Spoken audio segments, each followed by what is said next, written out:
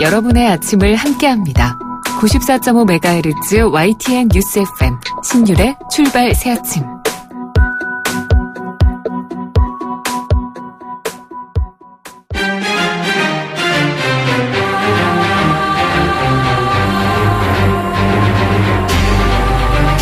매일 아침을 뉴스로 깨웁니다.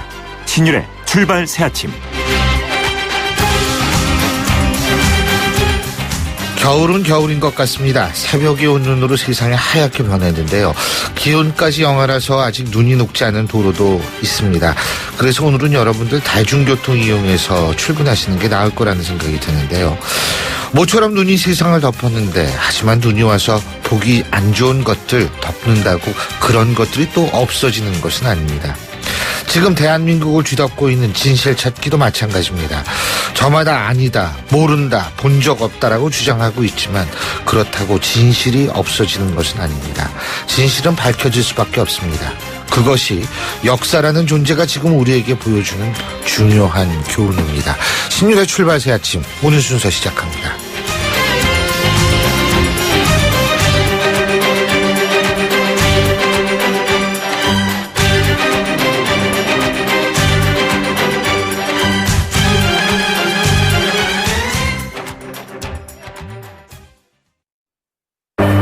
날이 화창하거나 비가 내리거나 눈이 내려도 나는 망설이지 않는다. 판단하기 전에 눈이 먼저 반응하는 브랜드 잭필드. 안녕하세요. 창업 컨설턴트 이랑주입니다. 제가 창업 꿀팁 하나 알려드릴게요. 바로 KT 성공팩. 매장에 필요한 인터넷, 와이파이, 카드 단말기, CCTV 등 전화 한 통이면 설치부터 AS까지 한 번에 가능하죠. 창업 필수품 KT 성공팩 1588-0114. YTN 라디오 신율의 출발 새아침. 예, 지금까지 들어온 뉴스 박병규 시사평론가와 함께 알아보겠습니다. 어서 오십시오. 안녕하십니까. 예, 박영수 특검 수사가 전방위적으로 아주 속도를 내고 있어요. 예, 제1기획의 김재호 사장 오늘 소환되죠? 네. 이 특검 이야기하기 전에 예. 참 검찰이 평소 예. 이 특검처럼만 했으면 우리 국민들 참 그럼요. 제도에 대한 신뢰가 더 속 섞이지는 않았겠다 이런 싶은 생각이 들 정도죠. 이 삼성의 그 최순실 씨 그 특혜 지원 의혹과 관련해서 그 김재열 제1기획 그 스포츠 사업 총괄사장 이 참고인 신분으로 오늘 그 소환 조사합니다. 예.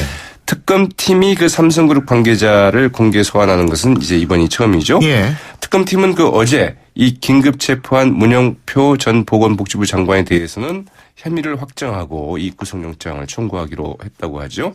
이 특검팀, 이 문화예술계 그 블랙리스트와 관련해서 그 김상률 전 청와대 그 교육문화수석과 예. 신동철 전 정무비서관 어제 그 소환 조사했죠. 예. 그리고 오늘은 이 교육문화수석으로 그 재직 당시에 그 작성된 블랙리스트를 그 문체부에 전달했다는 의혹을 받고 있는 모철민 프랑스 대사 소환 조사하게 됩니다. 예. 특검팀은 또 이 박 대통령 그 비선 진료 의혹과 관련해서 이 김영재 성형외과 원장과 김상만 전 그 녹십자 아이메드 병원 원장 그리고 뭐 차움의원 등 이 10여 곳에 대한 그 전방위적 그 압수수색에 나섰고요.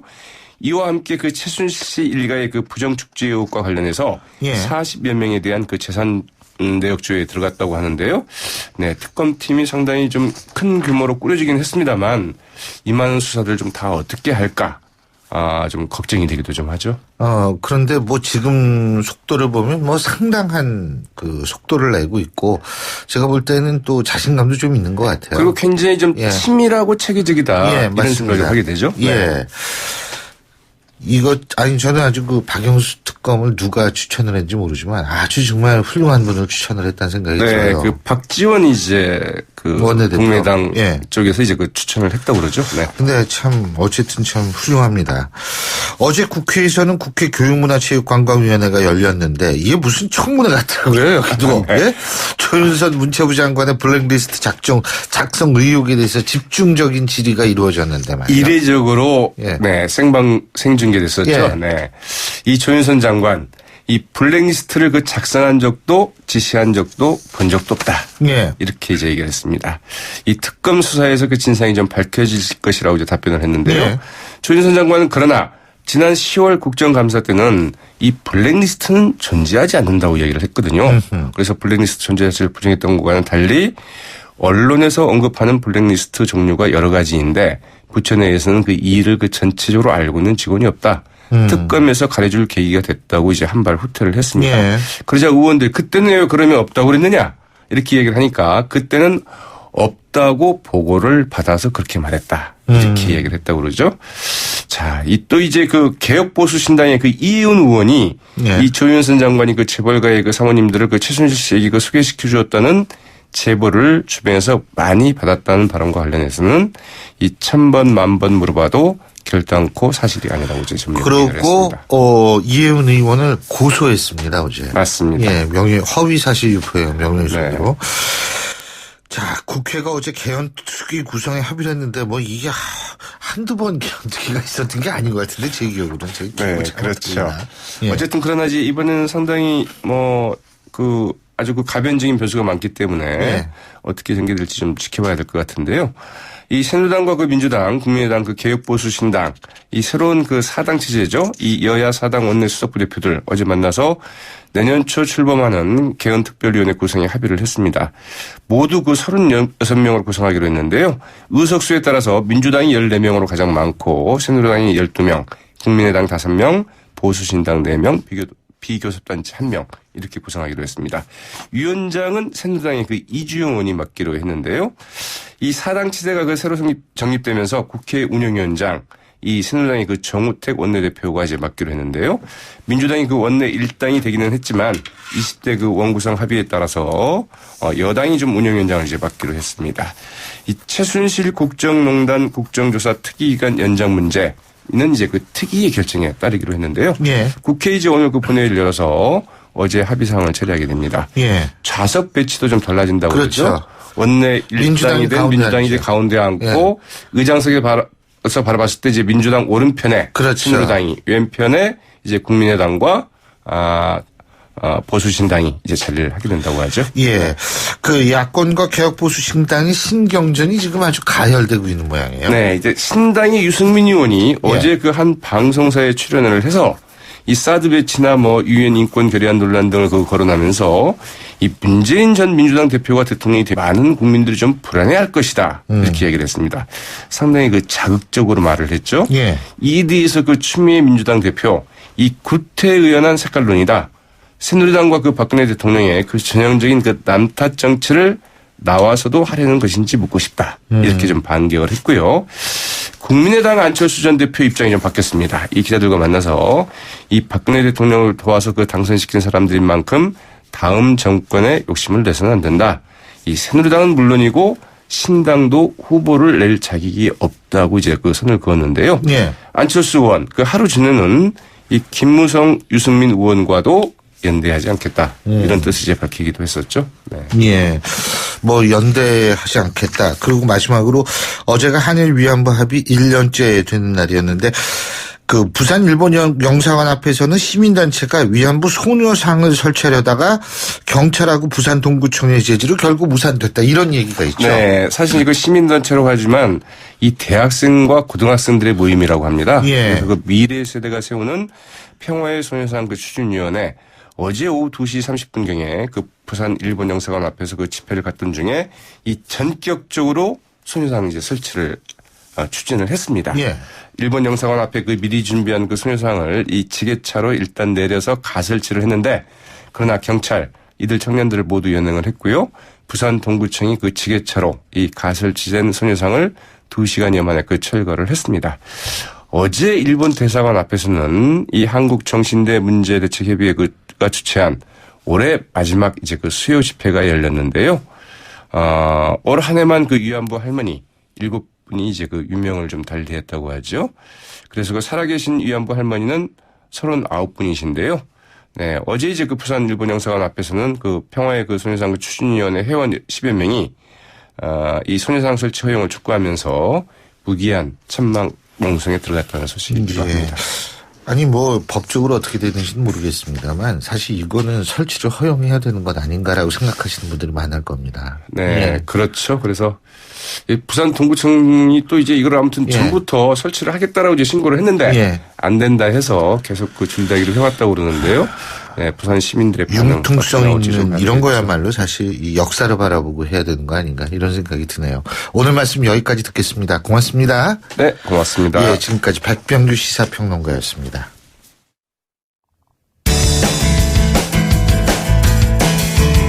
여러분은 지금 FM 94.5MHz로 방송되고 있는 신율의 출발 새 아침을 듣고 계십니다. 의견 주실 분은 짧은 문자 50원, 긴 문자 100원의 이용료가 드는 휴대전화 문자 메시지 우물정 0945번으로 의견 남기실 수 있습니다.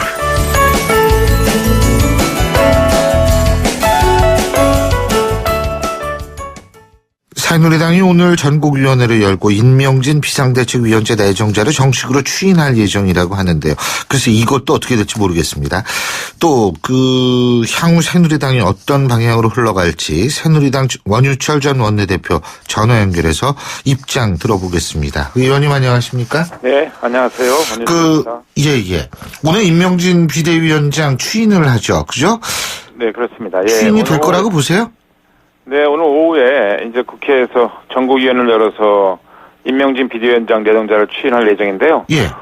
저는 지금 우리 당의 구성원들이 새누리당이 위기이기 때문에 하루빨리 이 위기 수습을 위해서 임명진 비대위 체제를 출범시키기 위한 그런 마음들이 모아지고 있다고 이렇게 보고 있습니다. 예. 예.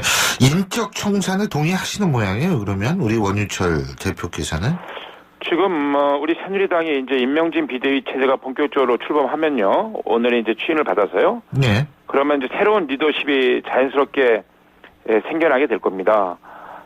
그래서 이 부분도 인적 정리 부분도 자연스럽게 정리가 될 거고요.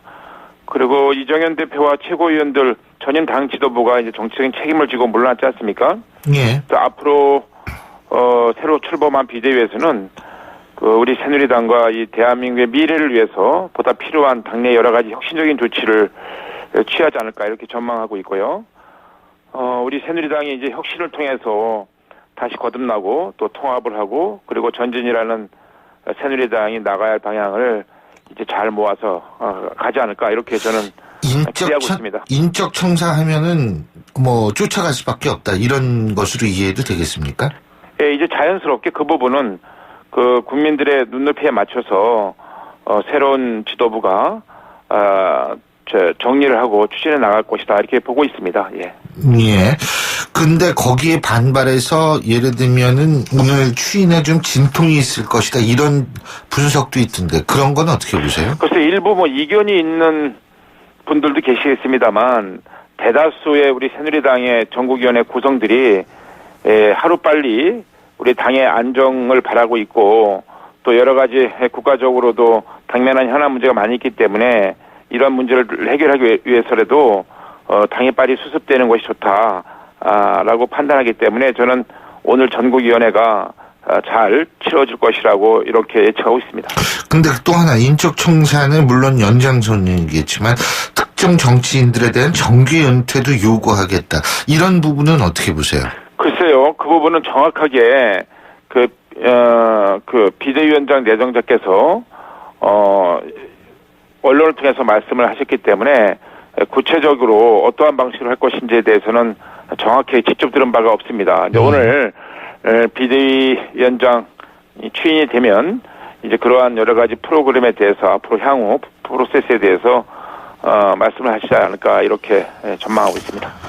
예, 그리고 이 비박신당, 그러니까 개혁보수신당이죠, 가칭. 이 신당과의 관계에 대해서, 정우택 원내대표는 언젠가는 만날 거라는 희망이 있다. 이런 얘기를 했는데 동의하십니까? 저는 처음부터 우리 새누리당이 깨지면 보수가 깨지는 것이고, 내년 대통령 선거에서 그래도 안보와 경제를 확실하게 책임질 수 있는 우리 보수 정권의 탄생에 실패의 가능성이 높아지기 때문에 나름대로 새누리당이 쪼개지는 걸 막기 위해서 저는 이제 9인 중진 협의체도 제안하고 또 6인 중진 모임 활동을 통해서 범보수의 균열을 막고자 노력을 해왔습니다. 하지만 뭐 안타깝게도 비주류 의원들의 탈당으로 보수의 위기가 좀 찾아온 상태이고요. 그렇지만 이제 서로의 건전한 그 생산적인 경쟁을 통해서 보수의 가치를 상승시켜 나가고 또 정치의 경쟁력을 높여서요. 내년 대선에서 얼마든지 보수 대통합에 큰 길을 또 열어갈 수 있는 가능성은 얼마든지 열려있다. 저는 이렇게 보고 있습니다. 예. 근데 아까 대선 말씀하셨는데 사실은 이 대통령제 하에서 대선 후보를 못 내거나 이런 정당은 사실 존재하는 의미가 없어지지 않습니까? 그죠? 네. 그러니까 이 새누리당은 새누리당대로 보수신당은 보수신당대로 나름대로 이제 대선 후보를 내야 되는 거 아닌가 이런 얘기가 나올 수밖에 없는데요. 그죠? 네. 그렇습니다. 원유철 의원께서도 대선 출마 의지가 있다. 그렇죠? 네네. 저는 지금 우리 새누리당이 워낙 심각한 위기에 직면해 있어서 이 위기 극복을 위한 노력들을 동료 의원들과 함께 하고 있는 중이고요. 이제 새누리당이 곧 안정을 되찾고 대선 경선 국면에 접어들면요. 결심을 굳히고 경선에 참여할 준비를 하고 있습니다. 저는 이 한반도의 평화를 위협하는 이 암덩어리이자 대한민국 최대 안보 현안인 이 북핵 위협을 완전히 해소해서요. 남북관계에 새로운 지평을 열고 또 그런 후에 대한민국의 획기적인 새로운 미래 비전을 가지고 이 강한 대한민국, 통일 한국을 열어가는 꿈과 비전을 제시하면서 우리 새누리당의 당내 경선에 참여할 준비 중에 있다는 말씀을 드리고요. 준비를 마치고 결심이 서면 내년 1월 중에 정식으로 출마 선언을 할 계획입니다. 반기문 총장의 거취는 어떻게 될 거라고 보십니까? 반기문 총장께서는 이제 다음 달에 귀국을 하시게 되면 대한민국을 위해서 앞으로 할 일을 하시겠다. 더 남아 있는 일이 있는 것 같다. 그렇게 말씀하셨기 때문에 그 대선 경선에 참여하시리라 보고 있고요. 그 반기문 총장 새누리당 내 대선 경선이요? 네. 예. 아니요. 그래 지금 새누리당 내에 대선 경선에 참여하실지 또 보수개혁신당으로 가실지 또 새로운 정치 결사체를 만들어서 참여하실지 모르겠습니다만 저는 궁극적으로 예. 이 보수가 범 보수가 대통합하는 이러한 커다란 새로운 장을 열을 시기가 반드시 올 것이다 이렇게 보고 있고요. 그러니까 빅텐트 내에서의 대선 경선이다 이 말씀이시군요. 네, 일단은 각자가 보수라는 빅텐트 내. 예, 각자가 이제 각 정당이 각자가 치열하게 경쟁하면서 이 정책과 비전으로 국민들에게 심판과 검증을 받아가면서요. 그리고 바람직한 것은 범보수가 대통합을 전제로 해서 내년도에 대선을 앞두고 하나로 모으는 것도 바람직하다. 저는 이렇게 보고 있습니다. 근데 반기문 총장과 박연차 전 회장에 대한 기사가 오늘 아침 경향신문에 또 나왔거든요. 네. 이 부분 어떻게 보십니까? 저는 그 부분에 대해서 아는 바가 없습니다. 예. 예. 근데 그게 검증 과정일까요? 아니면 네거티브일까요? 글쎄요. 이제 각 후보들이 냉혹한 이제 검증을 가는 과정을 거쳐야 되겠죠. 예. 그런 과정이라 보고 있고 다만 한국 정치의 발전을 위해서도 그렇고 대한민국의 미래를 위해서도 그렇고 아니면 말고 시기에 네거티브 검증 방식은 좀 곤란하다. 좀 포지티브한 검증 방식으로 경쟁력 있는 정치 그리고 국민들에게 좀 희망을 주는 정치가 돼야지 계속 이 짜증나고 혐오스러운 정치가 지속되는 것은 바람직하지 못하다 이렇게 저는 보고 있습니다. 예, 그렇군요. 어쨌든 빅텐트 내에서라도 대선 경선은 필요하다. 이런 말씀으로 제가 이해를 해도 되겠죠? 예. 네, 그렇습니다. 예. 예. 근데 빅텐트라는 게 손학규 전 대표나 이런 분들을 다 포함하는 빅텐트인가요? 범보수가 함께 모여서 대선 후보를 큰 틀에서 새로 뽑는 그런 것을 말씀드립니다. 제가 말씀드리는 건 범보수라는 보수라는 개념 속에 리버럴도 들어가느냐 이겁니다. 네, 리버럴한 보수도 있는 거죠. 예. 예. 그 새누리당 내에 뭐 4050 클럽이라는 게 출범했는데 이건 뭐예요? 예. 이건요. 예. 이것은 이제 우리 새누리당에 예. 40대와 50대의 젊은 의원과 당협위원장들이 함께하는 모임인데요. 음흠. 오늘 9시에 정식으로 창립총회를 갖습니다. 예. 이제 그 비박계 소위 말하는 비주의원들이 이제 탈당을 해서 새누리당은 이제 탈당한 신당과 본격적인 보수 경쟁이 시작되었어요. 예. 누가 대표 보수인가를 갖고 치열하게 경쟁을 하는 상황인데요. 따라서 이제 우리 새누리당은 이 친박 비박이라는 계파 정치는 완전히 소멸되었죠. 현실적으로 보면요. 그 의미도 없습니다. 그래서 앞으로는 우리 새누리당에는 오로지 이 친민, 그러니까 친민생과 친서민의 친민파만 존재할 수 있도록 그 새로운 보수를 위한 4050 클럽이 힘을 모아 나갈 생각인데요. 예. 4050 클럽이라는 것은 우리 당의 그 젊은 그 의원과 위원장들을 말씀드립니다. 이제는 이제는 알겠습니다. 보수의 가치와 정책과 비전으로 이 경쟁하는 그런 정치 시대를 열어야 되겠죠. 근데 사실 이 비박들이 탈당함으로써 뭐 친민도 좋습니다만 사실상 이 서울 수도권에 있는 의원들은 거의 나갔다 이런 분석이 있잖아요. 그죠? 그렇지는 않고요. 우리 서울, 경기, 인천에 물론 그 탈당한 의원들 중에 많은 부분이 수도권에 계시는 것은 맞습니다. 그렇다고 뭐 전부는 아니고요. 아직도 수도권, 소리 서울, 경기, 인천에는 새누리당 의원들이 엄연히 그 현존에 계시고요. 물론 지금 그렇죠. 지금 새누리당 본류에 그 남아 있는 우리 젊은 의원들이 우리 당의 혁신과 개혁을 위해서 국민들에게 새로운 희망을 만들어 드리기 위해서 이 클럽을 구성해서 지금 준비하고 있다는 말씀드립니다. TK 자민련이다 이런 얘기는 동의하지 않으시겠나요? 동의할 수 없습니다. 저희가 그러한 새누리당이 그렇게 저희가 그 비판을 받을까봐 사실 걱정되는 부분이 있고요. 또 우리 젊은층 또 수도권 폭넓게 우리 새누리당이 전국 정당으로서 면모를 갖추고 또 국민들에게 새로운 신뢰를 받기 위해서 이런 노력들을 조금 한다는 말씀드립니다. 잘 알겠습니다. 오늘 말씀 여기까지 듣겠습니다. 고맙습니다. 네, 감사합니다. 지금까지 새누리당 원유철 의원이었고요. 신율의 출발 새 아침 1부 순서 여기서 줄입니다. 잠시 뒤 2부에서 뵙겠습니다. 김 사장, 요즘 얼굴 폈는데 무슨 좋은 일 있나 봐. 요즘 든든한 후원자가 생겼거든. 그게 누군데?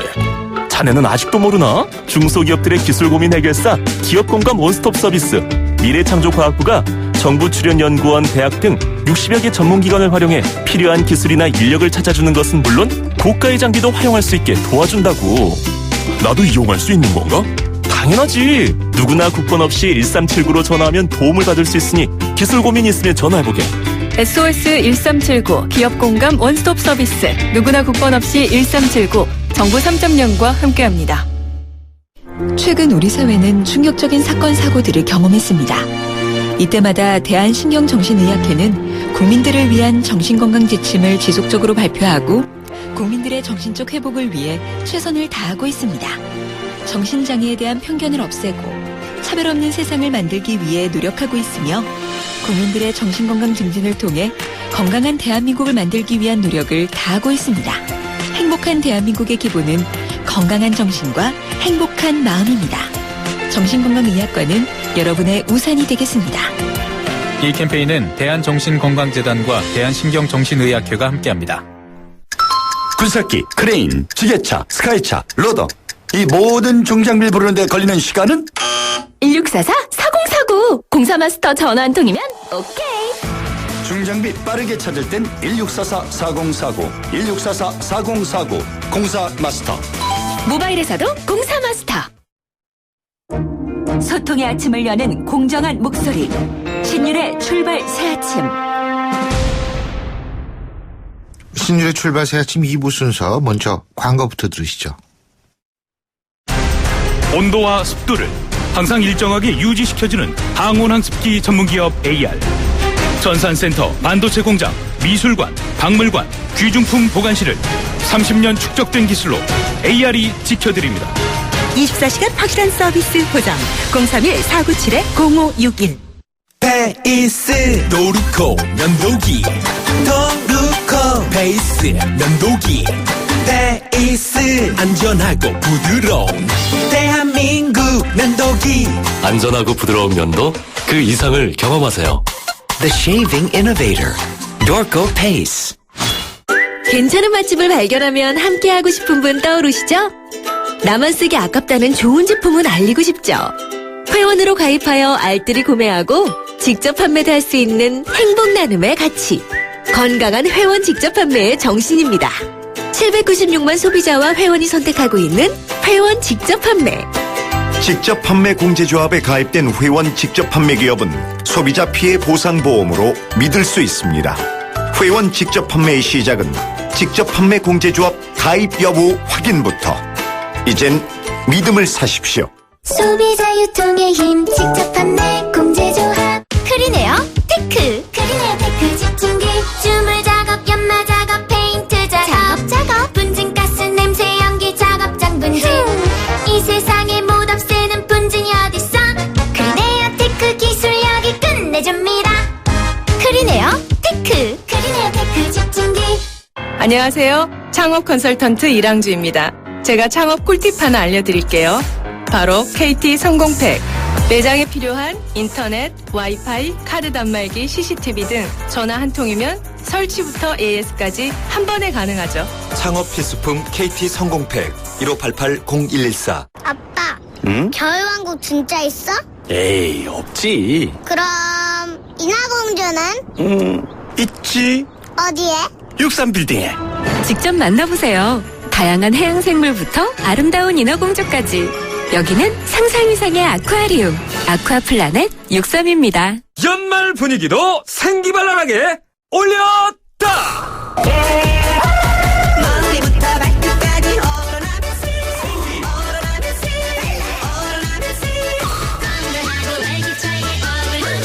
생기발랄 탄산 드링크 오로나민 C. 예, 목요일 아침인데 눈 내린 목요일 아침이죠. 7시 39분 17초 지나고 있는데요. 교통 상황 알아보겠습니다. 나성숙 캐스터. 네, 노면 상태가 매우 좋지 않습니다. 이 때문에 여기저기서 사고가 발생을 하고 있는데요. 경부고속도로 외곽으로 나가는 부산 방향으로도 사고 있습니다.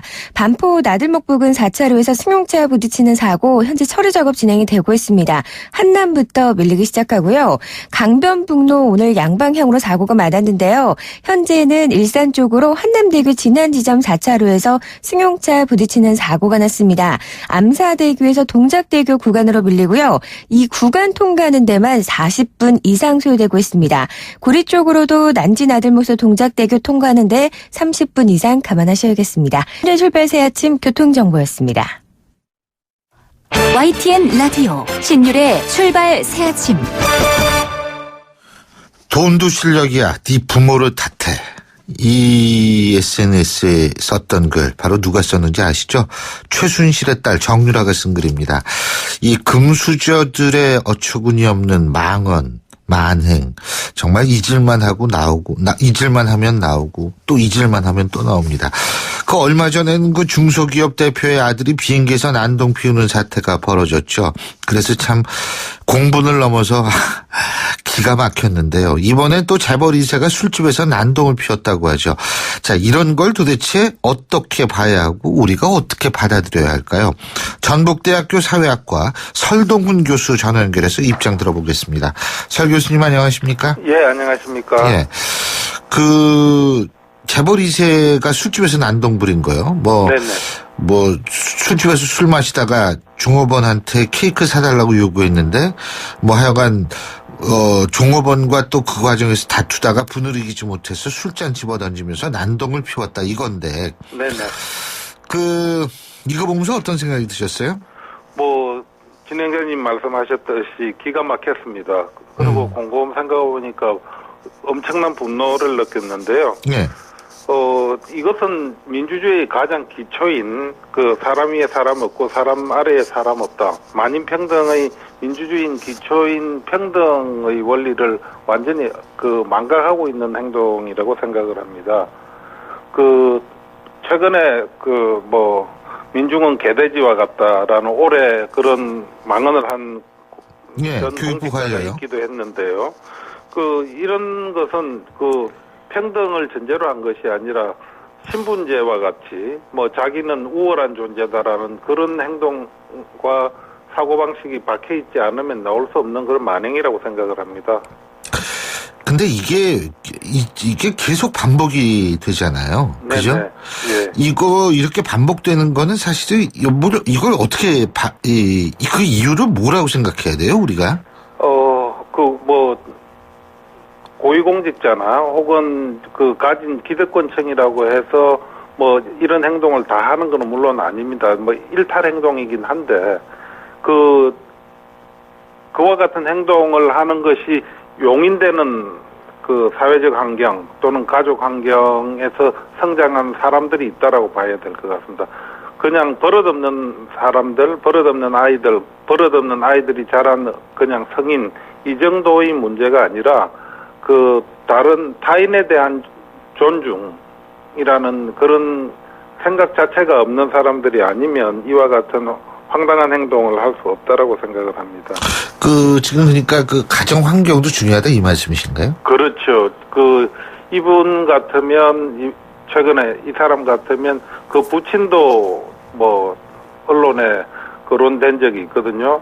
그래서 그 가족 내의 그런 문화, 가정교육, 흔히 말하는 가정교육이 제대로 안 되고 있다라는 것도 뭐 충분히 가설로서 생각을 해볼 수 있다라고 생각합니다. 근데 제가 궁금한 게요. 가정교육이 안 됐다. 근데 나이가 30 넘었으면은 그렇습니다. 가정교육이 어떻게 됐던 간에 자기가 이성적으로 판단할 수 있어야 되는 거 아닌가요? 그렇죠. 그게 정상 아니에요? 예. 아까 버릇없는 아이들이 그냥 성인이 되었다라고 생각하면 될 것 같습니다. 예. 근데 이제 그러니까 부모든 정신연령이 예. 부모든 주위에서든 그 사람이 그렇게 행동을 하면 그냥 방치를 하는 것이죠. 그냥 그대로 방치를 한다기보다는 어느 누구도 이야기를 못하는 상황이 지속되다 보면 마치 폭군 황제가 행동하는 것처럼 다른 사람에 대놓고 망언을 하거나 해서는 안 되는 막된 행동을 하는 일이 발생하는 것이라고 생각하지 않으면 이와 같은 사회 현상을 설명할 수가 없을 것 같습니다. 근데 이제 본인 명의의 사과문이 나왔습니다. 예? 네네. 어떤 변명을 해도 제 잘못이 분명하게 진심으로 깊게 후회하고 있다. 다시는 이런 일이 일어나지 않도록 하겠다. 이런 얘기인데 사실 뭐 우리가 이런 반성문을 한두 번 경험한 거는 아니지 않습니까? 일이 터지면 이제 이 재벌 2세, 3세들은 이런 반성문이 나오는데 이 반성문에 대해서 우리가 어떻게 얘기를 하기보다는 객관적인 처벌이 있어야 되는 것 아니냐라는 의견도 많거든요. 어떻게 보십니까? 반성문 자체에 대해서 우선 진심이 담겼다라는 느낌이 안 들고요. 제가 그 반성문 보면서 이건 법적으로 문제가 없는 수준으로 법률 전문가가 작성한 거를 그냥 읽고 있는 것 아니냐라는 느낌을 받았고요. 처벌에 관해서는 뭐 재벌 2세나 혹은 고위공직자라고 해서 특별한 처벌을 하기는 해서는 안 된다라고 생각을 합니다. 모든 사람에 대해서 같은 수준으로 처벌을 해야 되는데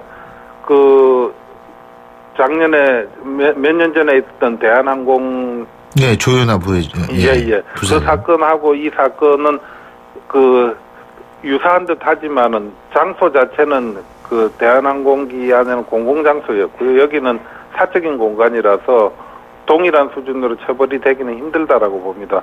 그렇지만 종업원과 이 사람 간의 이자관계, 두 사람 간의 관계가 아니라 만약에 다른 사람이 있었다라면 상황은 또 달라질 수도 있는 거라서요. 경찰 수사도 지켜볼 필요가 있다고 생각합니다. 어쨌거나 현행법에서 형법에서 이런 일탈 행동에 대해서는 처벌을 하도록 되어 있고요.